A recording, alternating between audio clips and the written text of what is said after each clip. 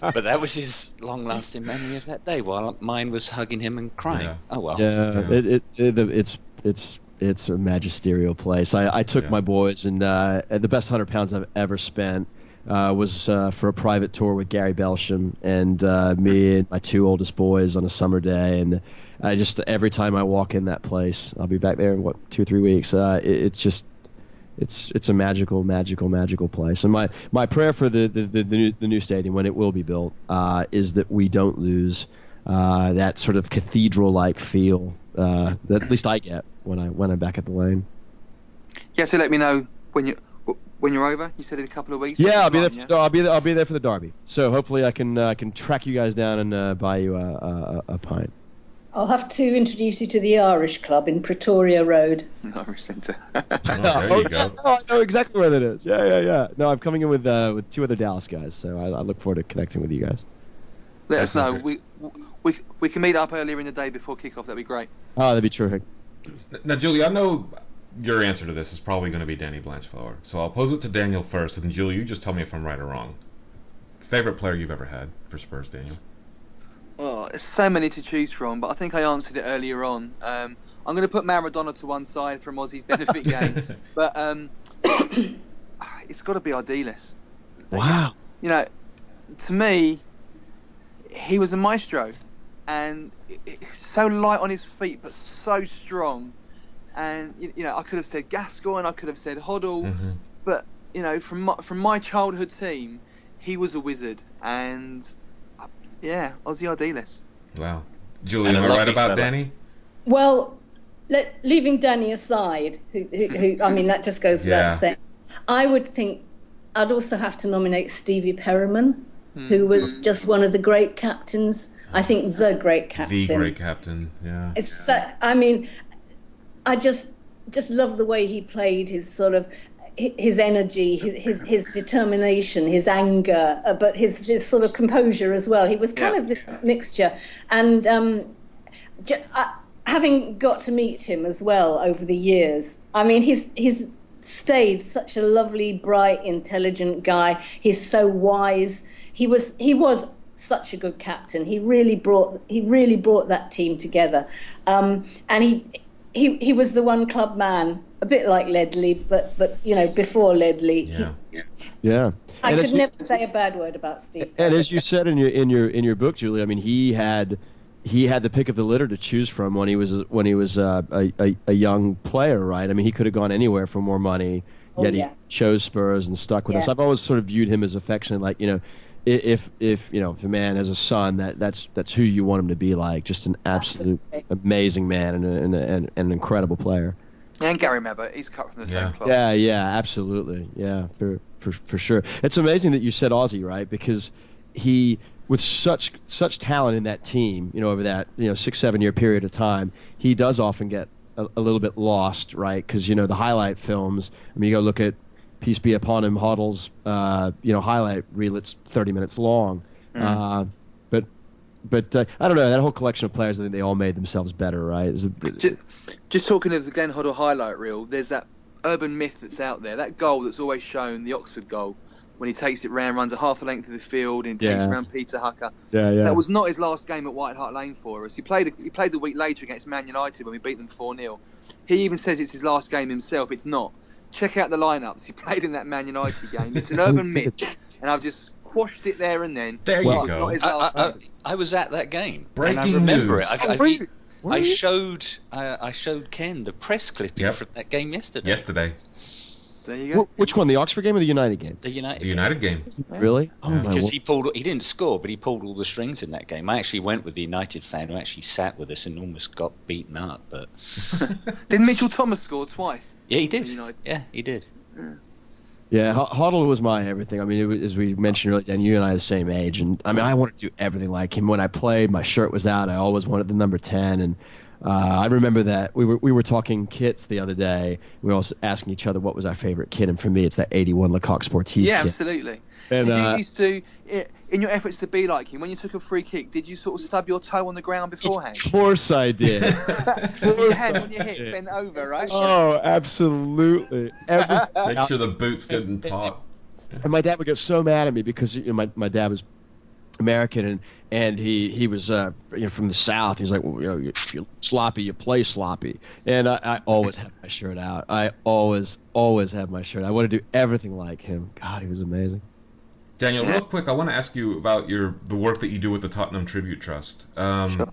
Firstly, for our listeners who don't know what that organization is, explain briefly what they do for the former Spurs players and people of the Spurs family. Sure. Okay. So the Tottenham Tribute Trust was set up in October 2002 by the club and the Tottenham Hotspur Supporters Trust, which I was on the board at the time. It's an independent charity. We work very closely with the club. We basically there's I think 6 of us that are trustees. It's a registered charity, as I said, and we look after the former players that find themselves in different sorts of need later in life. Obviously the players from the 50s, the 60s, even the 70s and 80s don't earn the sorts of money that the guys today earn, and there's various levels of distress they find themselves in later in life, and so we go out there, we look after them. The money that was raised from the DC United game initially back in October 2002 was used to set up the charity, and there's other fundraising initiatives as well, including, which Julie was very gracious to help us with, March of last year. We had a screening of those Glory days. Cliff Jones came along, Terry was there as well, Julie was there, Zoe came along, who was in the film. We had the most fantastic night, and so there's events like that, and again Julie's helping us later this year as well in one of her runs and walks. And for me, as someone that feels part of the Spurs family, just to being able to help some of our heroes from yesteryear today when they need us more than at any other time, it's so rewarding. And to be able to unfortunately see some of the conditions that players that won the double currently live in, and players that won European trophies, if they were playing today when they did what they did and achieved what they achieved, they wouldn't be experiencing what they're experiencing today. So it shows how much Tottenham Hotspur cares, because a lot of clubs, or most clubs, don't have an organisation like this. We are very much part of Tottenham Hotspur, but we are run independently, and that's essentially what we do. There's more information at tottenhamtt.org online, and you can follow us on Twitter at Tribute Trust, and just whatever help anyone can give, please do. And it's a great organisation, and I'm really proud to be part of it, and have been since the start. That's really, really great, Daniel. And I was going to ask you if other clubs were doing anything like that, and you answered that for us. So fantastic. I actually have a question for you, mate. And it goes back to your first broadcast. How did you feel it went? What was how anxious, nervous were you beforehand? And do you remember the match? And I do. What was the outcome? I mean, there's essentially 2 firsts, because I did the online commentary first, which is different, obviously, to the TV, because it's obviously a radio-style broadcast. So that was then. But the first of the Spurs TV broadcasts was against Fulham. It was December, I think it was 2000 or 2001. And going into the game, we knew the first goal scored that afternoon was going to be the 10,000th Premier League goal. And about 19 minutes in, Les Ferdinand scored, and my producer, amongst all the noise, I couldn't hear too much because of the stadium noise, screamed, "It's the 10,000th, it's the first goal of the day." I wasn't 100% sure that's what she said, but I went with it anyway, and thankfully it paid off, because it was. Wow. But that was my first game. I think we won 4-0, and every home game I've got either on VHS or DVD, so I've got a big cupboard full of them all, and it'd be interesting to watch that first one back again. But I like to hear them back from time to time to just try and help myself improve, and I think everyone's always learning. But you said before, and Judy said before, what a great honour it is. For me, it's a massive honour. I'm not complacent. I think it will end one day, but I've had a great run, and I've just enjoyed every minute of it, and I hope it continues for some time. But I've seen 1 or 2 things and met thousands of people that I wouldn't have met otherwise. Spurs players, Spurs fans, and I love, even doing stuff like this, I love every single second of it. Fantastic. It's like that line from the Monty Python film, "You lucky." I won't say that. And I know I am. Genuinely, I know I am. Yeah, I know. And I think that's it says so much about you. You value, you appreciate what you have. It's terrific, and you're fantastic at it too. And when we sit here and we look at, we see the kinds of things that you're able to do, Daniel, and even you, Julie, the access. It's why I started this. I wanted, in some kind of weird, perverted way, to feel a part of the club, and by starting a podcast over here in America kind of makes me feel that way. And I think that's why I did it, because I have so much to learn, and I'm so enthralled with this. It's to the point now where I've basically given up on the NFL to focus all of my effort to the EPL, to Tottenham, and like I said, it's like a sick, perverse something within my soul that says you should have been doing this forever and ever. Amen. And so this is what you're going to do. But it feels, I don't feel dirty or anything like that. No, but I found some great people to share this experience with. Simon's been kind enough to help me get along and be elected to the board of Dallas Spurs, which was more than a dream come true already. And what's happened to me in the last year, being a fan, the people, like you said, that I've been able to meet, not in the thousands, but just in the dozens, having these friendships with people abroad, and now the experiences that I'm going to have when I'm over there. I was in London, 2.5 years ago, and I wasn't quite the fan I am now. Going to the football ground was never something that we were going to do. We were there for a day. We were doing a cruise around Europe with my wife, and when I always said, when I go back, I want to be able to just do a football tour. So this is just me, 10 days. She's not even coming. I'm not going to the football ground with you. Are you kidding me? She goes to the games with me at the pub, but this makes me feel a part of it, and I can't tell you how good it makes me feel when you say doing things like this is something that I love. It just being a part of it and talking football with other fans, even from thousands of miles away. How cool is that?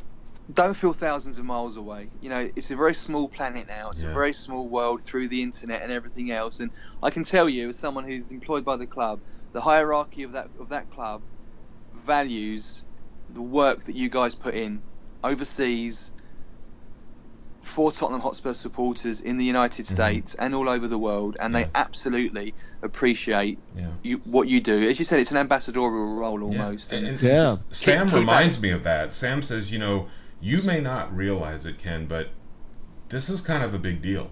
What you're doing, you're going to end up with a lot of people every weekend who are going to be waiting on your words, our words, as a podcast, because they want the latest and greatest. Yeah, they saw the game, they love our input, and they want to hear us.